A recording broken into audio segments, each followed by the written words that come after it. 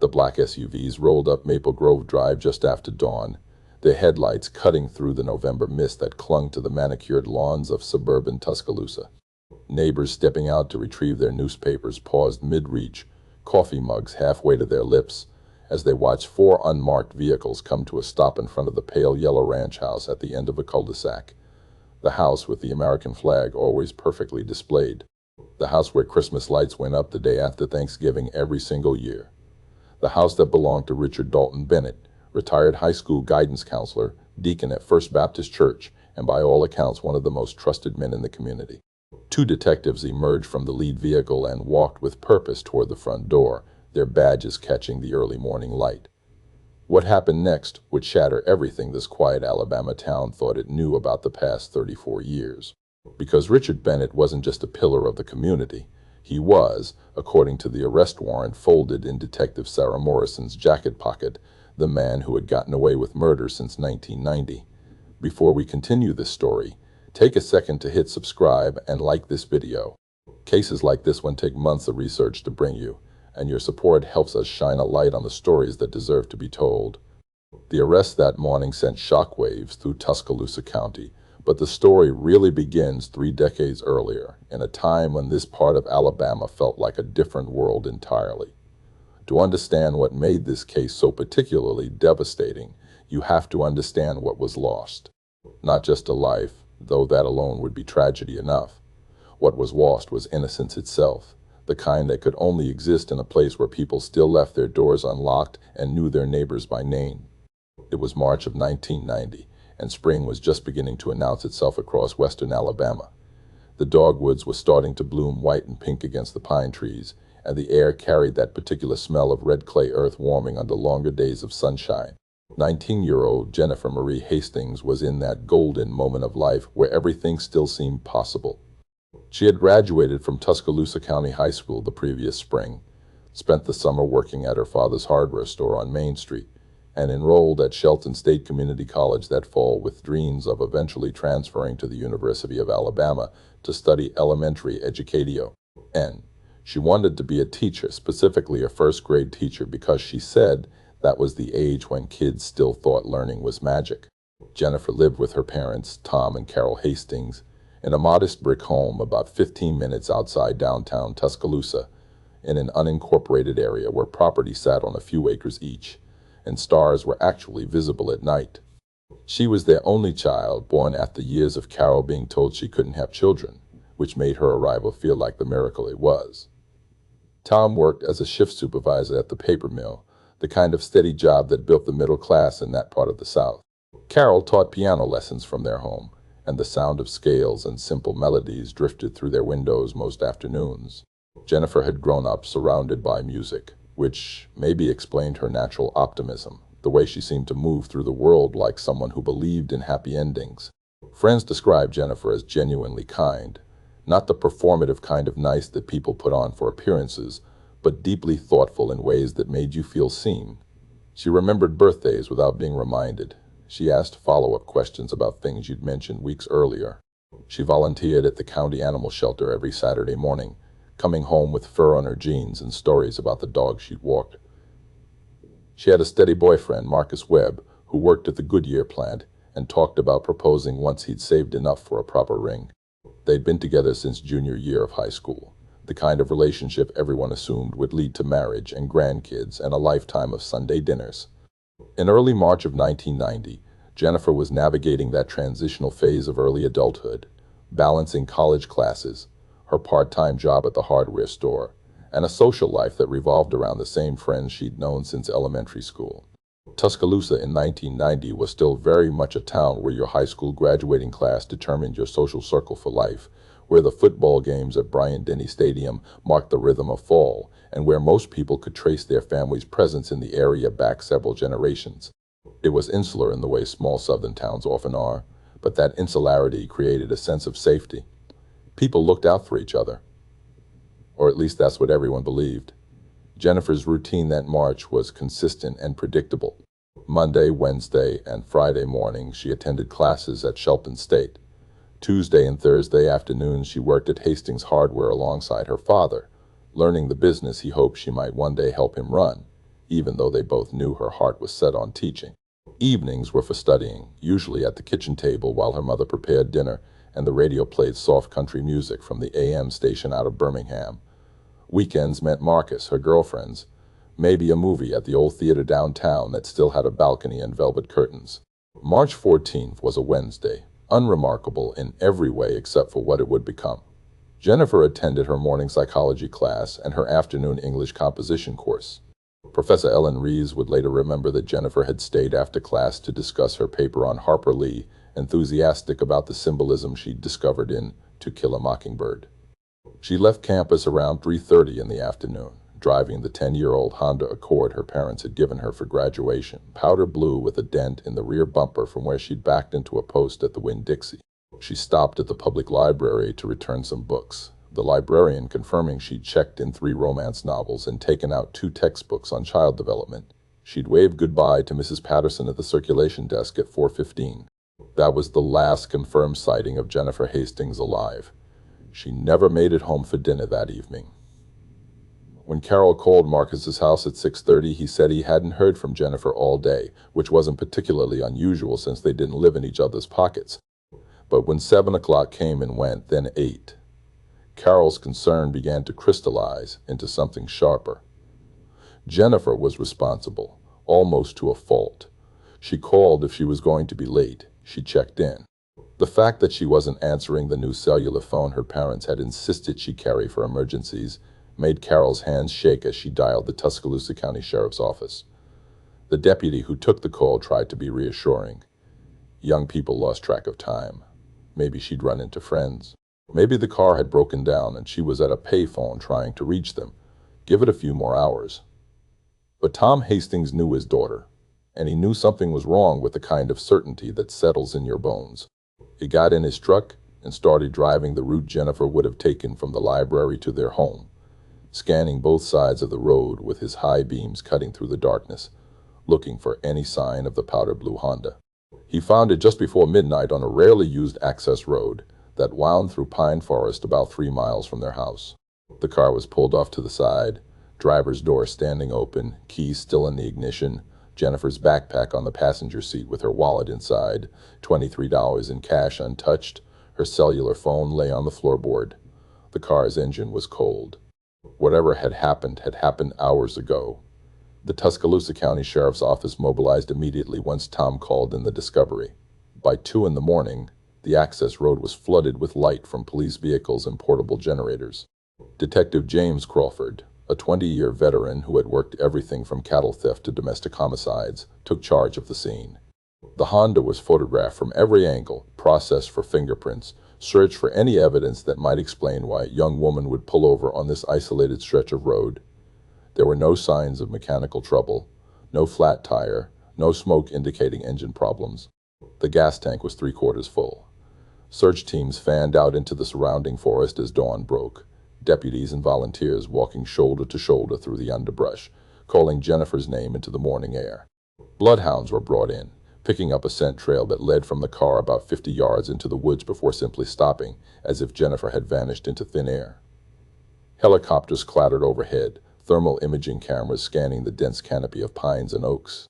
The local AM radio station interrupted regular programming to broadcast details of the search, asking anyone with information to come forward.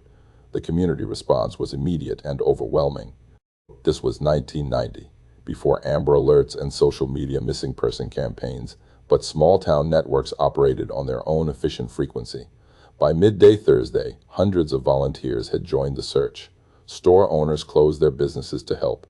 Churches organized prayer vigils and food for the searchers. Flyers with Jennifer's photograph appeared on every telephone pole, in every shop window, taped to gas station pumps and grocery store bulletin boards. The image showed her smiling in her high school graduation cap and gown, looking directly at the camera with eyes that held nothing but trust in the world's basic goodness. For 3 days, hope persisted that Jennifer might be found alive. Maybe she'd been abducted but would be released. Maybe she'd suffered some kind of medical emergency and was disoriented somewhere in the vast stretch of forest and farmland that characterized rural Tuscaloosa County. Carol Hastings maintained a vigil at their kitchen table, jumping every time the phone rang, certain the next call would be Jennifer asking to be picked up, apologizing for the worry she caused. But on the morning of March 18th, a Sunday, two brothers hunting wild turkey in the Sipsey wilderness about 12 miles from where Jennifer's car had been found made the discovery that transformed desperate hope into permanent grief. They found her body in a shallow ravine, partially concealed by fallen branches and pine needles, as if someone had made a half-hearted attempt to hide what they'd done. She was still wearing the denim jacket and University of Alabama sweatshirt she'd had on when she left for class that Wednesday morning. The medical examiner's report would later confirm what Detective Crawford suspected immediately upon seeing the scene. Jennifer had been murdered, strangled, most likely within hours of disappearing. There were defensive wounds on her hands and arms. She had fought. The location of the body, so far from where her car had been abandoned, indicated she'd been transported, which meant a vehicle, which meant premeditation, or at very least opportunity seized with calculated violence. The investigation that followed was thorough by 1990 standards, but hampered by the technological limitations of the era. There was no surveillance camera footage to review, because security cameras weren't ubiquitous yet. There were no cell phone records to track, because Jennifer's phone had been found in her car, unused. The forensic evidence collected from her body and clothing was processed by the Alabama Department of Forensic Sciences.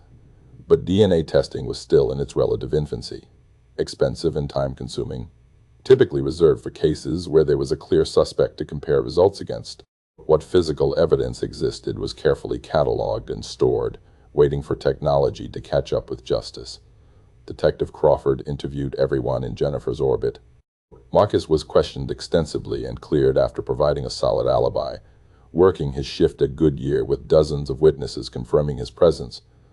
Jennifer's classmates, professors, family friends, casual acquaintances, everyone was asked the same questions. Had Jennifer mentioned being followed?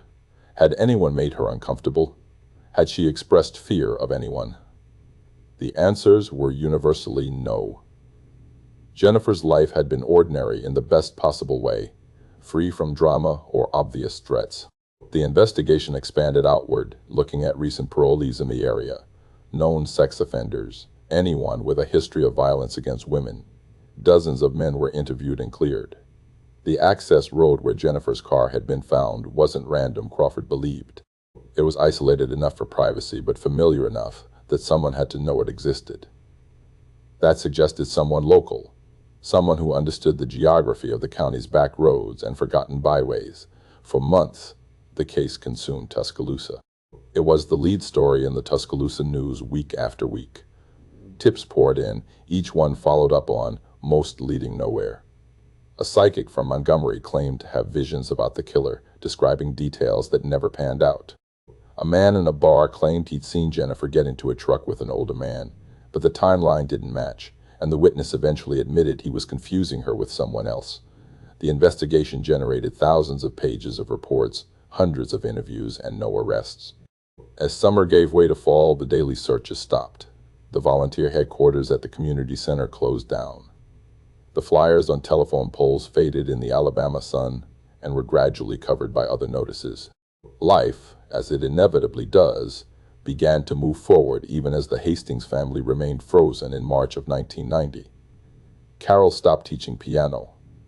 The sound of music in their home died with their daughter. Tom continued working at the mill because he didn't know what else to do, but co-workers said he aged a decade in that first year, his hair going white and his shoulders developing a permanent slump. Detective Crawford refused to let the case go cold without a fight, even as department resources were redirected to newer crimes. He kept a photograph of Jennifer on his desk, those trusting eyes watching him as he worked other cases, as if asking why he hadn't yet found who did this to her.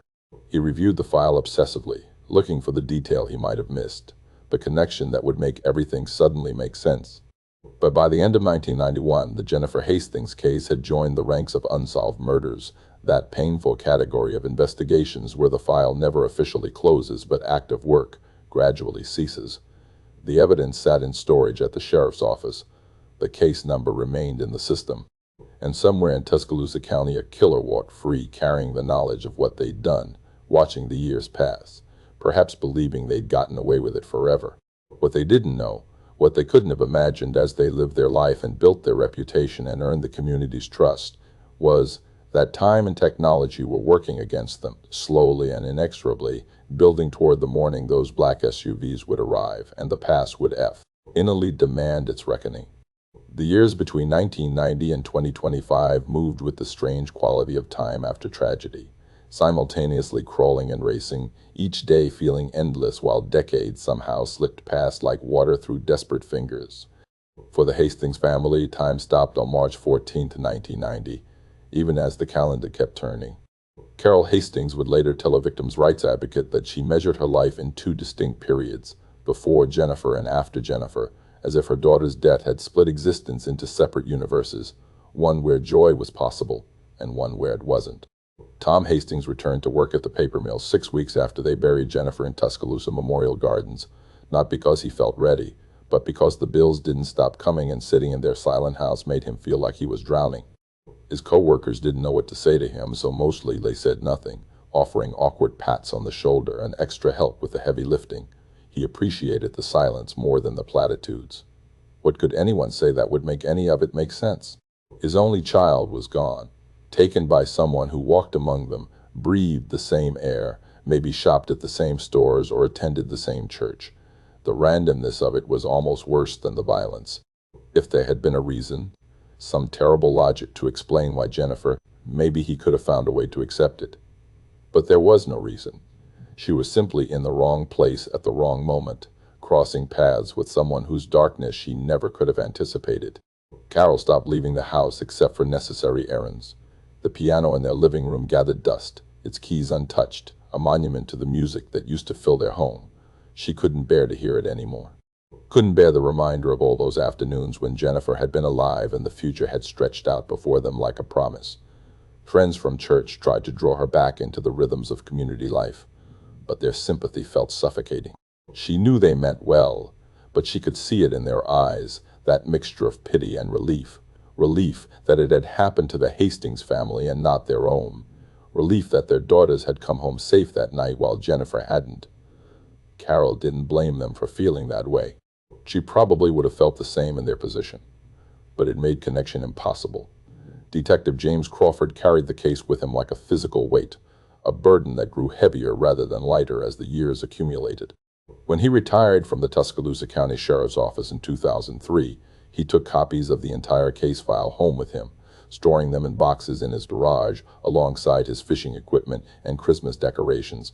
His wife Linda understood without him having to explain. Some cases let you go. Others never do. Jennifer Hastings was the latter. Crawford would spend his retirement years periodically pulling out those boxes, spreading the photographs and witness statements across his kitchen table, reading through interview transcripts he practically memorized, looking for the connection he'd missed, the detail that would unlock everything. He wasn't alone in his obsession. The case had haunted several investigators over the years, each one inheriting it from their predecessor like a sacred responsibility. In 1995, Detective Maria Gonzalez took over when Crawford was promoted to sergeant. She brought fresh eyes and new techniques, re-interviewing witnesses who might remember additional details 5 years later, running the limited forensic evidence against emerging databases. In 2001, Detective Robert Chen spent 18 months doing a complete cold case review, creating detailed timelines and geographical analyses, mapping every location connected to Jennifer's last day against the homes and workplaces of everyone who'd been interviewed. The work was meticulous and ultimately frustrating, producing theories but no breakthroughs. The town of Tuscaloosa changed dramatically over those decades. The paper mill where Tom Hastings worked closed in 2008, a victim of automation and overseas competition. The old downtown where Jennifer had browsed the library and worked at her father's hardware store transformed, some buildings restored and repurposed, others left to decay. The University of Alabama expanded, bringing new development and new people who had no memory of the spring when a young woman disappeared, and the community's sense of safety disappeared with her. But among the longtime residents, Jennifer's case remained a touchstone of collective trauma, the moment when they learned that terrible things could happen even here, even to girls like her. Marcus Webb, Jennifer's boyfriend, struggled to move forward in ways both visible and invisible. He married in 1997, a kind woman named Patricia who taught second grade and understood that his heart had room for both her and the memory of his first love. They had 2 daughters, and Marcus was a devoted father, perhaps overly protective in ways that Patricia gently tried to moderate. He couldn't help it. Every time one of his girls left the house, he thought of Jennifer. When his oldest daughter got her driver's license, he bought her a cell phone and made her promise to always keep it charged, always answer when he called, even though it was 2010 and cell phones were ubiquitous by then. Patricia understood. Some fears can't be reasoned away because they're rooted in actual loss rather than imagination. Every year on March 14th, a small group gathered at Jennifer's grave. Her parents, until Tom died of a heart attack in 2014 and Carol followed from pneumonia in 2017, both of them seeming to simply give up once they had no one left to grieve with. Marcus came every year without fail. A few of Jennifer's high school friends who still lived in the area. Detective Crawford, even after retirement, even as his own health declined. They would stand in silence mostly, sometimes sharing a memory, always wondering the same unanswerable questions. Who took her? Why? And perhaps most painfully, how were they still walking free? The physical evidence from Jennifer's case sat in climate-controlled storage at the Tuscaloosa County Sheriff's Office, carefully preserved according to evolving best practices. In the early 1990s, DNA evidence was still relatively new to criminal investigations, and the samples collected from Jennifer's body and clothing had been tested with the technology available at the time, yielding a partial DNA profile that wasn't detailed enough to be conclusive. As DNA technology advanced through the 1990s and into the 2000s, the evidence was periodically retested, each iteration providing slightly more information but never enough to make a match. The profile was entered into CODIS, the combined DNA index system that allows law enforcement to compare DNA evidence across jurisdictions. But year after year, there were no hits. Whoever had killed Jennifer either had never been arrested for another crime or had committed their crime before DNA collection became standard procedure for arrests. The introduction of familial DNA searching in the late 2000s offered new hope. This technique allows investigators to search for partial DNA matches that might indicate a family relationship to the perpetrator, potentially identifying a suspect through their relatives. Several detectives over the years advocated for using this approach with Jennifer's case, but the partial nature of the DNA profile and budgetary constraints meant it never rose to the top of the priority list. There were always newer cases with living victims who needed justice now, cases where the evidence was stronger or the leads more promising. But the technology that would eventually crack the case was developing quietly in a completely different sphere. Genetic genealogy, the practice of using DNA testing to trace family trees, exploded in popularity in the 2010s as companies like 23andMe and Ancestry.com made it affordable and accessible for ordinary people to explore their heritage. Millions of people willingly uploaded their DNA profiles to public databases, hoping to find long-lost cousins or solve family mysteries. What they didn't fully realize was that they were also creating a massive database that law enforcement could potentially use to identify criminals through their family connections. The breakthrough came in 2018, when California investigators used genetic genealogy to identify the Golden State Killer, a serial rapist and murderer who had evaded capture for 4 decades. They uploaded crime scene DNA to a public genealogy database, found distant cousins of the perpetrator, built out a family tree, and eventually identified Joseph DeAngelo as a suspect. The technique was revolutionary, controversial, and undeniably effective.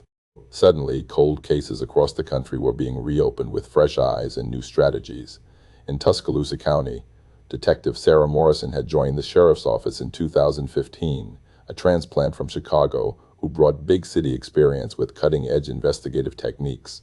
She'd heard about the Jennifer Hastings case almost immediately upon arrival, the way you hear about local legends, the stories that define a place. When she was assigned to the cold case unit in 2019, Jennifer's file was one of the first she requested. Reading through the decades of investigation, she felt the familiar pull of an unsolved case, but also something new, a sense that the tools finally existed to potentially solve it.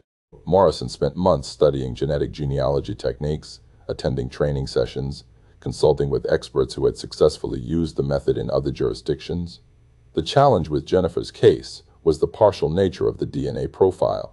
It wasn't as complete or robust as investigators would have liked, which meant any genealogical work would be complicated and potentially inconclusive. But Morrison was persistent, and in early 2023, she got approval to engage a genetic genealogy company that specialized in working with degraded or limited DNA samples. The process was painstakingly slow. The genealogists uploaded the enhanced DNA profile to multiple public databases, looking for matches. They found several distant relatives, fourth and fifth cousins, who shared small segments of DNA with the unknown killer. From there, the work became detective work of a different kind, building family trees going back generations, identifying all the descendants, narrowing down possibilities based on age, geography, and opportunity. It was like assembling a massive jigsaw puzzle where most of the pieces were missing, and the picture kept changing. By fall of 2024, the genealogists had narrowed the possibilities to 3 family lines that all trace back to settlers in Alabama in the 1800s. Morrison and her team began the meticulous process of identifying every male descendant who would have been between the ages of 20 and 60 in 1990 and living in or near Tuscaloosa County. The list included dozens of names, many of whom had died in the intervening years, others who had moved away or whose whereabouts were unknown. One name on that list was Richard Dalton Bennett, born in 1955 in Northport, just across the river from Tuscaloosa. Graduated from Tuscaloosa County High School in 1973, earned a degree in education from the University of Alabama in 1977, began his career as a guidance counselor at Tuscaloosa County High School in 1978, where he would work until his retirement in 2020, married to Linda Bennett since 1979, 2 adult children, 4 grandchildren. Deacon at First Baptist Church. Volunteer with the Youth Mentorship Program. By all appearances, a man who had dedicated his life to serving young people in his community. Morrison felt her stomach turn when she read his occupation: a guidance counselor, someone teenagers trusted, confided in, turned to for help, someone who would have known Jennifer Hastings because she had attended Tuscaloosa County High School, graduated just a year before her death, someone who had been there, in that building, part of that community, during the exact time frame when Jennifer was a student. But knowing someone was on a genealogical list and proving they committed murder were entirely different things. Morrison needed more than family tree analysis. She needed DNA directly from Richard Bennett to compare against the evidence from 1990, and she needed to obtain it legally, in a way that would hold up in court. The surveillance began in March of 2025, 35 years almost to the day after Jennifer's death. Detectives followed Bennett's routine, watching him run errands, attend church services, visit his grandchildren. They were looking for an opportunity to collect discarded DNA, a technique that's legally permissible because items thrown away in public spaces are considered abandoned property. They watched him buy coffee at a local Starbucks and throw away the cup. They watched him eat lunch at a barbecue restaurant and discard his napkin. Each item was carefully collected, cataloged, and sent to the lab for analysis. The wait for results felt interminable. Morrison found herself thinking about Detective Crawford, who had died in 2019 without ever seeing justice for Jennifer. She thought about Carol and Tom Hastings, who had gone to their graves without answers. She thought about all the years that Richard Bennett had lived his life, earned respect, guided young people, all while carrying the secret of what he'd done to a 19-year-old girl with her whole life ahead of her. The DNA results came back in late October 2025. The profile from the discarded coffee cup was a match to the DNA evidence from Jennifer Hastings' murder. Not a familial match, not a partial possibility, but a definitive match. Richard Dalton Bennett's DNA was on Jennifer's body and clothing, placed there during the commission of her murder 35 years ago. Morrison sat in her office staring at the report, feeling the weight of 3.5 decades of investigation crystallizing into this single moment of certainty. After all the dead ends and false leads and frustrated investigators and grieving family members, they finally had him. The man who had strangled Jennifer Hastings and left her body in a ravine. The man who had gone home that night and presumably washed his hands and eaten dinner and slept peacefully while the Hastings family began their nightmare. The man who had hidden behind a facade of respectability and service while the community grieved and searched for answers. The arrest warrant was issued on November 1st, 2025. Morrison assembled her team and briefed them on the approach. They would execute the warrant at Bennett's home early in the morning, minimizing the chance of flight or confrontation. There would be no press notification in advance. The element of surprise was crucial, not because they expected Bennett to be violent, but because they couldn't risk giving him any opportunity to destroy potential evidence or construct an alibi. As Morrison drove toward Maple Grove Drive that November morning, she thought about all the people who had worked this case over the decades, all the investigators who had interviewed witnesses and processed evidence and followed leads into nowhere, all the family members who had waited and grieved and hoped for this day, all the years that justice had been delayed, deferred, seemingly impossible. And she thought about Jennifer, 19 years old forever, frozen in time on a March day in 1990, finally about to receive the justice she'd been denied for so long. The black SUVs rolled quietly through the pre-dawn darkness, carrying with them the accumulated weight of 35 years of investigation, determination, and the unshakable belief that even the coldest cases can eventually be solved if someone refuses to stop looking for the truth. The breakthrough in genetic genealogy that led investigators to Richard Bennett's door represented a revolution in criminal justice, but understanding how they got there requires stepping back to appreciate the technological journey that made the impossible suddenly possible.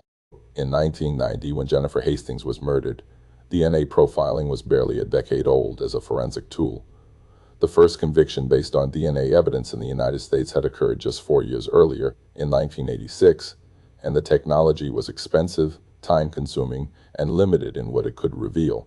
The DNA samples collected from Jennifer's body and clothing had been processed using restriction fragment length polymorphism analysis, a technique that required relatively large samples of biological material and could take weeks to produce results. The profile they obtained was partial, enough to potentially exclude suspects, but not detailed enough to definitively identify anyone.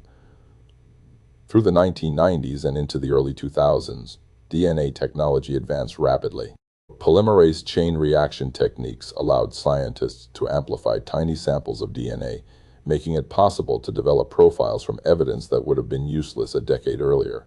The number of genetic markers analyzed increased from a handful to 13 core loci, then to 20, providing exponentially more discriminating power. What used to take weeks now took days. What used to require a blood sample could now be done with a few cells from a coffee cup. But even with these advances, DNA evidence was only useful if you had a suspect to compare it against, or if the perpetrator's profile existed in a law enforcement database because they'd been arrested for another crime. The creation of CODIS in 1998 helped solve this problem by creating a national database of DNA profiles from convicted offenders and crime scenes, allowing investigators to search for matches across jurisdictions. But CODIS only worked if your suspect was already in the system. Richard Bennett had no criminal record. He'd never been arrested, never been fingerprinted, never given law enforcement any reason to collect his DNA. He existed in that vast population of people who move through society without leaving any official genetic trail. For decades, this made him essentially invisible to investigators, no matter how sophisticated their DNA technology became. The revolution came from an unexpected direction, from the consumer genetics industry that exploded in the 2010s. Companies like Ancestry and 23andMe marketed DNA testing as a way to explore your heritage, find relatives, understand your genetic health risks. For $99, you could spit in a tube, mail it to a lab, and receive a detailed breakdown of your ethnic background, along with a list of genetic cousins ranging from close family to distant relations you never knew existed. Millions of people participated, voluntarily uploading their most personal biological information to databases that were searchable and, in many cases, accessible to anyone who knew how to use them. What most people didn't consider when they submitted their DNA was that they were potentially identifying not just themselves, but their entire extended family. If you uploaded your profile to a public genealogy database, you were creating a trail that could lead back to your parents, your siblings, your cousins, and potentially to family members who had committed crimes and never been caught. This was the insight that genealogist Barbara Rae-Venter used to help identify the Golden State Killer in 2018, uploading crime scene DNA to GEDmatch, a public genealogy database, and working backward through family trees to identify Joseph DeAngelo as a suspect. The technique was revolutionary but also controversial, raising questions about privacy, consent, and the appropriate uses of genetic information. When you uploaded your DNA to find your Irish ancestry, Were you consenting to have that information used to potentially implicate your second cousin in a decades-old murder? The legal and ethical debates continue, but the practical reality is that genetic genealogy has become one of the most powerful tools in modern criminal investigation, particularly for cold cases where traditional methods have been exhausted. For the Jennifer Hastings case, Detective Sarah Morrison knew genetic genealogy represented the best and possibly only chance of ever identifying the killer. In early 2023, she submitted a formal request to the Tuscaloosa County Sheriff's Office to allocate budget for genetic genealogy analysis. The cost was substantial, upwards of $15,000 for a case with partial DNA evidence that would require extensive laboratory work to enhance and analyze. Morrison made her case by pointing to the successful resolution of other cold cases using this technique, emphasizing that the Hastings family deserved answers even after 33 years, and arguing that solving a case this old would demonstrate the department's commitment to justice regardless of how much time had passed.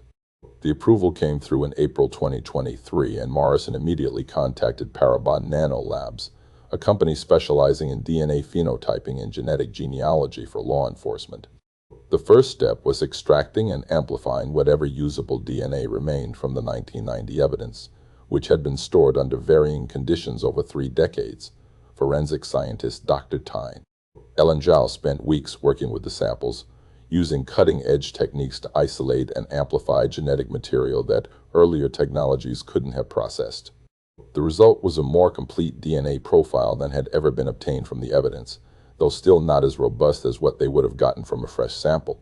This enhanced profile was uploaded to GEDmatch and Family Tree DNA, 2 databases that allow law enforcement access under specific protocols. Within days, the system identified several potential matches, people who shared segments of DNA with the unknown killer. These weren't close matches like a parent or sibling would produce, but distant relationships, 4th and 5th cousins who shared a common ancestor several generations back. To most people, these would be strangers, relatives they'd never heard of and would never meet. But to a genetic genealogist, they were the beginning of a map.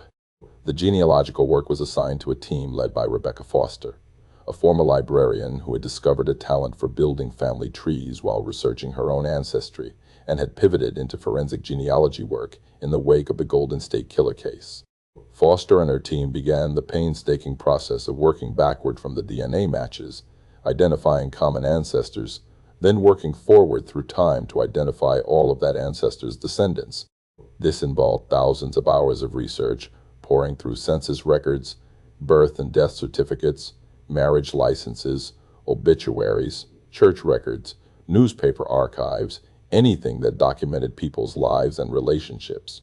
The matches led Foster to 3 separate family lines, all originating in central Alabama in the mid-1800s. One line traced back to a farmer named Josiah Bennett, who settled near Tuscaloosa in 1847. Another led to the Perry family, who had owned land in what was then rural country outside the city. The third connected to the Daltons, merchants who had operated a general store in Northport. What made the research particularly challenging was that these families had intermarried over the generations, creating a tangled web of relationships where the same surnames appeared repeatedly in different branches of the tree. Foster's team identified every male descendant from these lines, who would have been between the ages of 18 and 65 in March of 1990, and had some connection to the Tuscaloosa area. The initial list included 87 names. Many could be eliminated immediately because they had died before 1990 or were living in other states with documented evidence placing them far from Alabama at the time of Jennifer's murder. Others were eliminated based on age, medical records showing they were hospitalized during the relevant time frame, or other factors that made their involvement impossible. By September 2024, Foster had narrowed the list to 12 viable candidates. Morrison and her team began the delicate work of investigating each one without tipping them off that they were under scrutiny. They needed to confirm each man's whereabouts in March of 1990, understand their connection to the Tuscaloosa area, and look for any potential links to Jennifer Hastings. Some of the men had moved away decades earlier and seemed to have no connection to the victim or the crime scene. Others had died in the intervening years, taking whatever secrets they held to the grave. Richard Bennett's name appeared on the list in early October, and almost immediately red flags began appearing. He had not only been in Tuscaloosa in March of 1990, he had been working at Tuscaloosa County High School, the same school Jennifer had graduated from just 10 months before her death. Morrison pulled the school records and confirmed that Bennett had been Jennifer's guidance counselor during her senior year. They would have known each other. Jennifer would have trusted him, might have confided in him about her college plans, her relationship with Marcus, her dreams for the future. The more Morrison dug into Bennett's background, the more the pieces seemed to fit in disturbing ways. In March of 1990, Bennett was 34 years old, married with 2 young children, living in a modest home about 8 miles from where Jennifer's car had been found abandoned. He drove a pickup truck, the kind of vehicle that could have been used to transport Jennifer from the access road to the location where her body was discovered. His work schedule would have allowed him to leave school by mid-afternoon, potentially placing him in the area during the window when Jennifer disappeared. Morrison began looking for any other red flags in Bennett's past, any indication that this wasn't an isolated incident. She found that Bennett had been accused of inappropriate behavior with a female student in 1985, a complaint that had been investigated by the school administration and ultimately dismissed as a misunderstanding. The student had graduated and moved away, and Morrison tracked her down to a suburb of Atlanta where she now lived with her family. When Morrison called and explained why she was asking about events from nearly 40 years ago, the woman, now in her 50s, was silent for a long moment before saying that she had tried to tell people back then that Mr. Stride. Bennett made her uncomfortable, the way he would find reasons to keep her after school, the way his hand would linger on her shoulder. But she'd been 17, and he was a respected teacher, and no one believed that he would do anything inappropriate. Morrison also discovered that Bennett had abruptly transferred to a different school in 1991, just a year after Jennifer's murder. The official reason listed in his personnel file was a desire to work with younger students, but the timing seemed suspicious. Had the guilt become too much, being in the same building where Jennifer had once walked the halls, or had he simply wanted to distance himself from any potential connection to the victim? The challenge Morrison faced was that genealogical research and circumstantial connections weren't enough for an arrest warrant. She needed direct DNA evidence, a sample from Richard Bennett himself that could be compared to the DNA from Jennifer's murder. There are 3 ways to obtain such a sample. She could ask Bennett to voluntarily provide DNA, which would certainly alert him and give him the opportunity to refuse or lawyer up. She could try to get a court order compelling him to provide a sample, but judges are reluctant to grant such orders without substantial evidence, creating a circular problem where you need evidence to get the DNA that would provide the evidence. Or she could collect abandoned DNA, material that Bennett discarded in a public place, which courts have consistently ruled is legal because people have no expectation of privacy for items they throw away. Morrison chose the third option. In March of 2025, a surveillance team began following Richard Bennett, documenting his movements and waiting for opportunities to collect discarded items. The surveillance had to be discreet, because if Bennett realized he was being followed, he might become suspicious and careful about what he threw away. The team watched him attend church services on Sunday mornings, always arriving early and chatting with other parishioners in the parking lot. They watched him meet friends for breakfast at the Cracker Barrel off Interstate 59, where he ordered the same meal every time, eggs over easy with bacon and grits. They watched him pick up his grandchildren from school and take them for ice cream at the local Dairy Queen. On March 23rd, Bennett stopped at a Starbucks for his morning coffee, a regular part of his routine.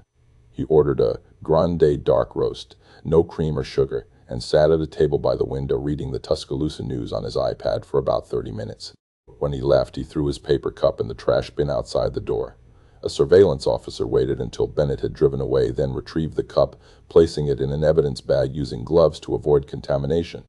The cup was logged into the chain of custody and sent to the Alabama Department of Forensic Sciences for analysis. 2 weeks later, a second sample was collected when Bennett ate lunch at Dreamland Bar B Key, a local institution famous for its ribs. He used paper napkins to wipe barbecue sauce from his hands, balling them up and leaving them on his tray when he finished. Again, the items were collected after he left, carefully preserved and sent for testing. The lab processed both samples, extracting epithelial cells from the coffee cup rim and saliva from the napkins. They developed a complete DNA profile from the samples and compared it to the enhanced profile from the 1990 evidence. On October 28, 2025, Morrison received the call she'd been waiting for. The DNA from Richard Bennett's discarded items matched the DNA from Jennifer Hastings's murder. The match was definitive, with a statistical probability so high that it was effectively impossible for the DNA to have come from anyone other than Bennett. Morrison sat at her desk staring at the lab report, a piece of paper that represented 35 years of investigation finally reaching a conclusion. She thought about all the investigators who had worked this case over the decades, all the hours spent chasing leads that went nowhere, all the frustration of knowing that somewhere the killer was living his life while Jennifer remained forever 19, and now they had him. After all this time, after all the advances in technology and all the dogged persistence of people who refused to let this case be forgotten, they finally had enough evidence to bring Jennifer's killer to justice. The next steps moved quickly. Morrison presented the evidence to the district attorney's office, walking them through the genealogical investigation, the circumstantial connections, and most importantly, the DNA match. The DA assigned the case to senior prosecutor Michael Chen, who had successfully prosecuted several cold cases and understood both the power and the challenges of decades-old evidence. Chen reviewed everything Morrison had compiled and agreed they had sufficient probable cause for an arrest warrant. A judge signed the warrant on November 1st, and Morrison immediately began planning the arrest. They would execute it early in the morning at Bennett's residence, minimizing the risk of confrontation or flight. The arrest team would include 6 officers plus Morrison. They would have backup units positioned nearby in case Bennett tried to run or became violent, though nothing in his background suggested he was prone to physical confrontation. The element of surprise was crucial, not giving him time to destroy evidence or concoct a story. The black SUVs rolled up to Bennett's house just after dawn on November 5, 2025. Morrison knocked on the door, her heart pounding despite years of experience making arrests. When Richard Bennett opened the door, still in his bathrobe and slippers, holding a cup of coffee, he looked genuinely confused. Morrison identified herself and told him he was under arrest for the murder of Jennifer Marie Hastings. She watched his face carefully, looking for the reaction. For a moment there was nothing, just blank incomprehension. Then something flickered across his features, recognition maybe, or calculation, or the realization that the past had finally caught up with him. Bennett didn't resist. He set down his coffee cup with a shaking hand and allowed Morrison to place him in handcuffs. His wife Linda appeared in the hallway behind him, asking what was happening, her voice rising in panic as she saw her husband being arrested. Morrison had a victim advocate officer speak with Linda, explaining what was happening while the arrest team secured the house and began executing the search warrant that accompanied the arrest order. At the Tuscaloosa County Jail, Bennett was processed and placed in a holding cell. Morrison advised him of his rights, and Bennett immediately invoked his right to an attorney and refused to answer questions. This wasn't surprising. Guilty or innocent, most people with any sense refused to talk to police without a lawyer present.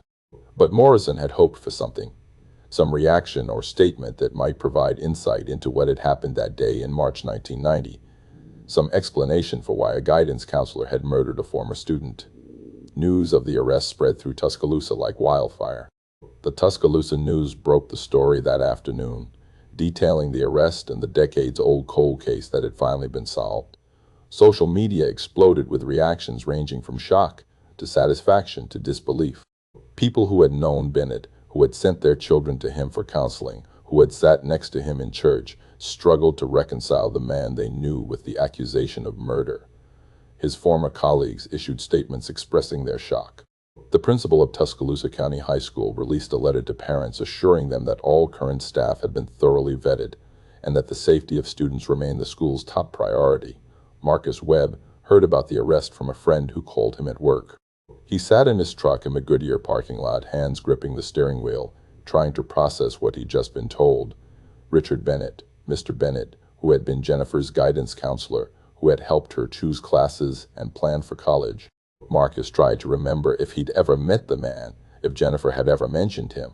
She must have, dozens of times probably, but the memories were buried under 35 years of other experiences, other conversations, the life he'd lived in the wake of losing her. He called his wife Patricia and told her he needed to leave work early. Then he drove to Tuscaloosa Memorial Gardens and sat beside Jennifer's grave, telling her that they finally knew that after all this time they finally had answers, that the man who had taken her life would face justice. The preliminary hearing was set for December, giving both sides time to review the evidence and prepare their cases. Bennett's attorney, a defense lawyer from Birmingham named Thomas Caldwell, began the process of challenging the admissibility of the genetic genealogy evidence, arguing that the technique was unproven, that the databases used weren't reliable, that the privacy implications were constitutionally problematic. Prosecutor Chen expected these challenges and was prepared to counter them with case law from other jurisdictions where genetic genealogy evidence had been successfully admitted and upheld on appeal. As the legal process moved forward, Detective Morrison continued investigating, looking for any additional evidence that might strengthen the case. She re-interviewed witnesses from 1990, many of them now in their 50s and 60s, asking if they remembered anything about Richard Bennett, any interaction between him and Jennifer that might have seemed innocent at the time, but took on new meaning in light of the arrest. One former teacher recalled seeing Bennett talking to Jennifer in the parking lot one afternoon in the fall of 1989, a conversation that lasted longer than seemed necessary for a routine guidance counseling interaction, but at the time she'd thought nothing of it. Morrison also searched Bennett's home and vehicles, looking for any evidence that might have been preserved over the years. In a box in the attic, she found yearbooks from Bennett's tenure at Tuscaloosa County High School, including the 1989 yearbook that would have been Jennifer's senior year. Jennifer's photo was on page 47, smiling at the camera in the same picture that would later appear on missing person flyers. Someone had drawn a small star in pencil in the margin next to her picture. It could mean nothing, or it could mean everything. Morrison photographed it and added it to the case file. The community continued to grapple with the revelation that someone they had trusted, someone who had worked with their children, had been living among them as a murderer for 35 years. At First Baptist Church, the congregation struggled with how to respond. Bennett's family still attended services, and some members felt they should be supported during this difficult time, while others felt uncomfortable sharing space with people connected to someone accused of such a heinous crime. The pastor delivered a sermon about grace and judgment, about the difficulty of reconciling our image of people with the reality of what they may have done, about the importance of letting the justice system work while maintaining compassion for everyone affected by tragedy. On a cold afternoon in late November, Morrison drove to Tuscaloosa Memorial Gardens and stood beside Jennifer's grave for the first time. The headstone was simple, gray granite with her name, her dates, and the inscription, "Beloved daughter, forever in our hearts." Someone had recently left fresh flowers, probably Marcus or one of Jennifer's old friends who still remembered and mourned. Morrison knelt down and placed her hand on the cool stone, feeling the weight of all the years between that March day in 1990 and this moment of resolution.